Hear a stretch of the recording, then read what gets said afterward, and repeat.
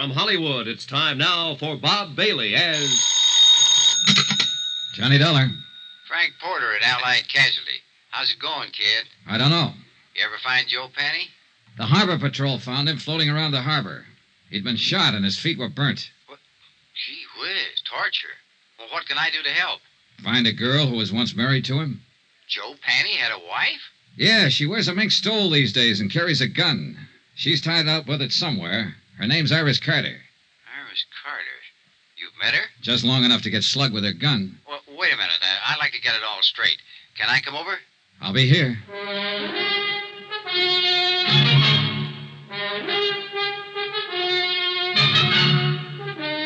Tonight and every weekday night, Bob Bailey in the transcribed adventures of a man with the action-packed expense account. America's fabulous freelance insurance investigator. Yours truly, Johnny Dollar.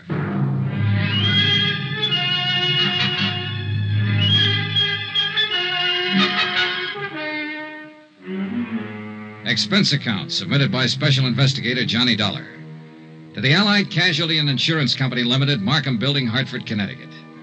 The following is an accounting of expenditures during my investigation of the McCormack matter. Expense account, item 9, $14 even, secretarial services. I dictated a detailed report of the $100,000 McCormack case. I did it for two reasons. One, to make certain that Allied and the New York police were thoroughly informed of my part in the matter. And two, to review the case for my own benefit. One of the key figures, Joe Penny, was a murder victim.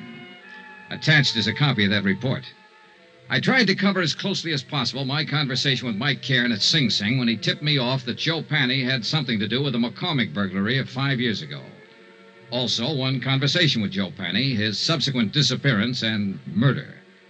I had a copy for Frank Porter when he showed up at my room. He read it from top to bottom. Gee whiz, Johnny, if this isn't something. You come here for Joe Penny, it looks like he did the McCormack job, now he's dead. You're stopped. What can you do? Find his wife, maybe? You're doing this at your own expense, aren't you? Oh, I think your company will pay for it in time. You have to recover the stuff. I know. You think you will? I think so, yeah. Well, your key man's dead. You'll have to start all over again. Maybe not. I don't really know whether Joe Penny was my key man or not. I still can't see a small-time auto thief working a big, slick safe burglary. Every indication is that he was the one. I know. I'd like to find that girl, Iris Carter, and talk to her about it. She's connected with it. Now, from what you say on the paper, yeah, very much. Oh, gee whiz, I feel like a fifth wheel. I'm not helping you a bit. You know, I handled this case for the company when it first broke. I worked with Lieutenant Martin for 6 months on it, and we didn't turn up a thing.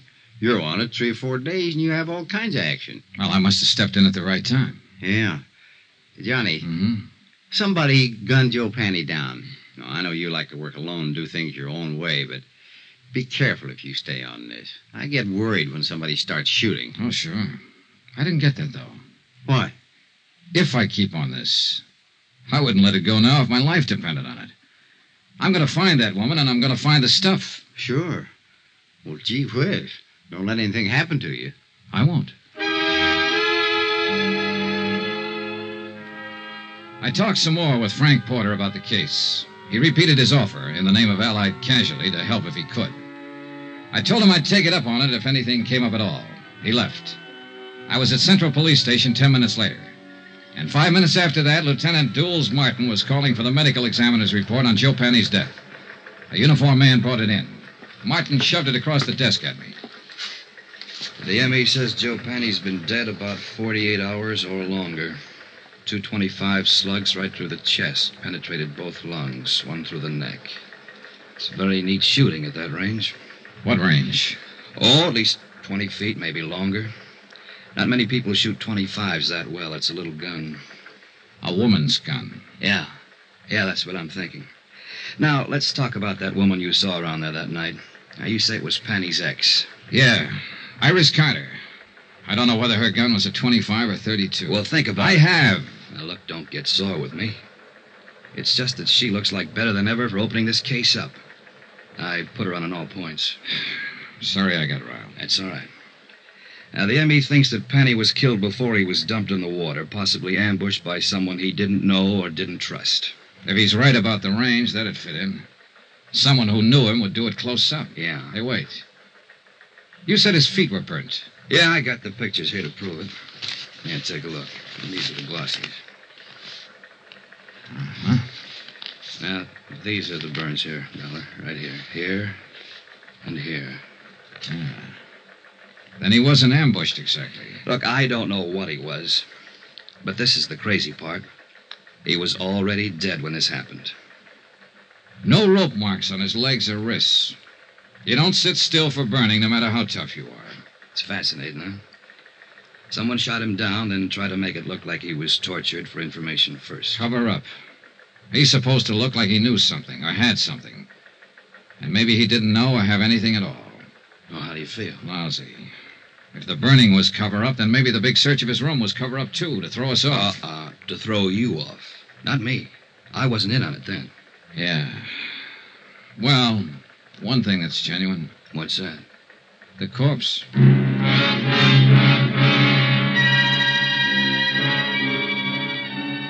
An hour and a half later, a witness was delivered to the office of Lieutenant Martin. His name was Edmund Thompson. He sold papers in the dock area. Both Martin and I looked at him twice, and I could tell both of us were doubting the credulity of anything he might have to say. Hi. Hi. My name's Martin. This is Mr. Dollar. Yes, sir. Glad to know you both. Would you mind telling us everything you saw the other night? Tuesday night. Yeah, it was Tuesday. Sure, why not? I saw this guy dumped in the water. We understand that. Can you tell us the circumstances? It's against the will of God. Yes, it certainly is. Against the laws of nature, too. What did you see, Mr. Thompson? I prayed for them both. You tried, Dollar? When did you pray? Right after I saw it. Yes, sir. On the street, huh? No. I was on the vacant lot. I was cutting across towards the dock. Oh. Then I see this car pull up. Long black car. A lot of chrome on it. This fella jumps out and goes around at the back. He opens the trunk, and he pulls this other fella out. Hoists him up, and he carries him over the dock. Then he just lets him go. Then you prayed. Then I prayed. I was a little too scared to do anything else. This car the man had. Long black one. A lot of chrome. Sedan or coupe? What's the difference? 2 seats or 1 seat? 1 seat. Happen to get the license number? Uh, All right. Let that go. How about the man? Can you describe him? He stood there, looked down at the water, and started himself a cigarette. Well, what kind of a face did he have? Dark, light, a mustache, what? A devil's face. Oh, swell. Now, what does that mean? A devil? Mr. Thompson, do you understand that we want to apprehend this man, that he's responsible for one man's death, and that he might harm someone else? I'll pray for him. Pray for them all. Well, how was he dressed? Didn't notice? Hat? Don't know. Coat?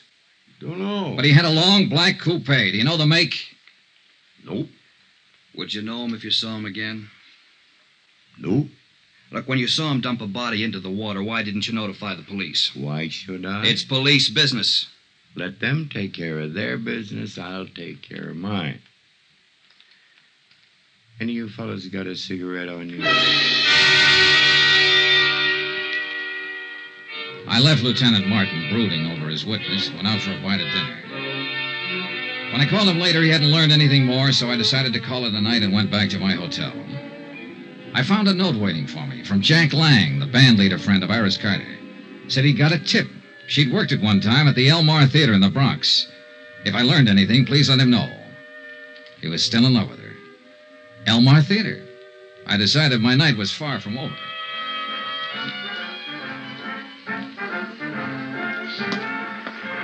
Hey, you.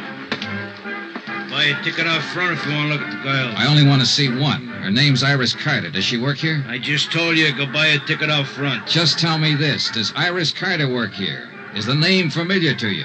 Have you ever seen her or heard of her?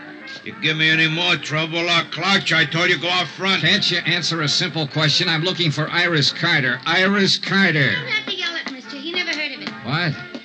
Call me a cop, Gloria. This Never mind, guy's Pop. giving me... Never mind. I'll take care of him. Come on, you.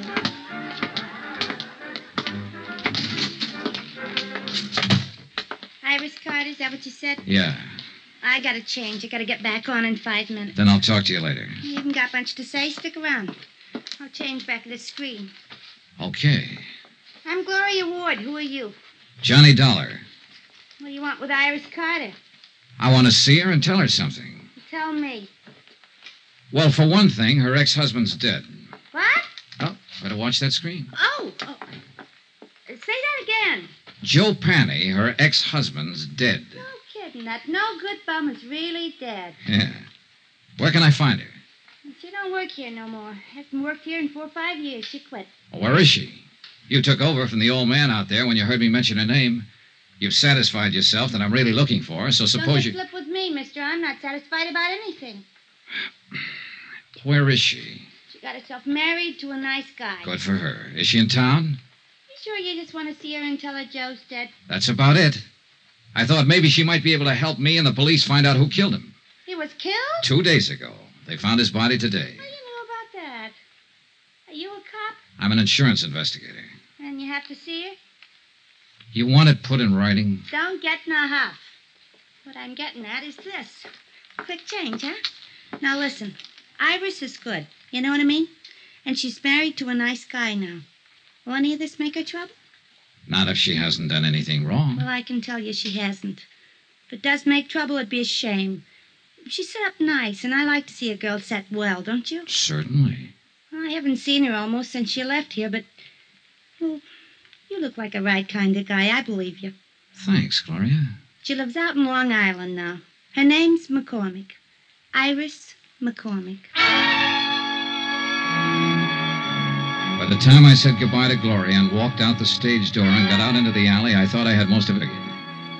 The ex-wife of an ex-con married a wealthy Long Islander named McCormack.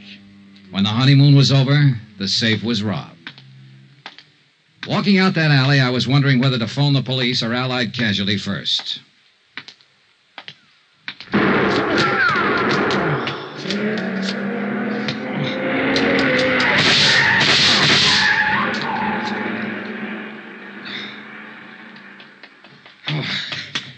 Shooting.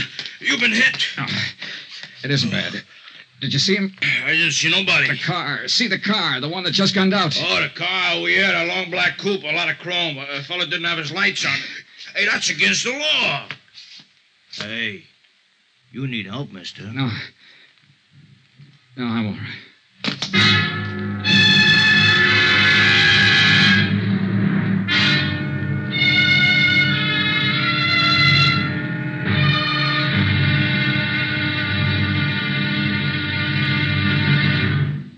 Now, here's our star, Bob Bailey, to tell you about tomorrow's episode. Thanks. Tomorrow, the end of the trail of a .38 caliber slug.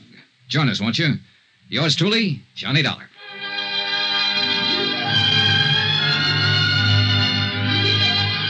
Yours truly, Johnny Dollar, is transcribed in Hollywood. Written by John Dawson, the entire production is under the direction of Jack Johnstone. Be sure to join us tomorrow night, same time and station, for the next exciting episode of Yours truly, Johnny Dollar. Roy Rowan speaking.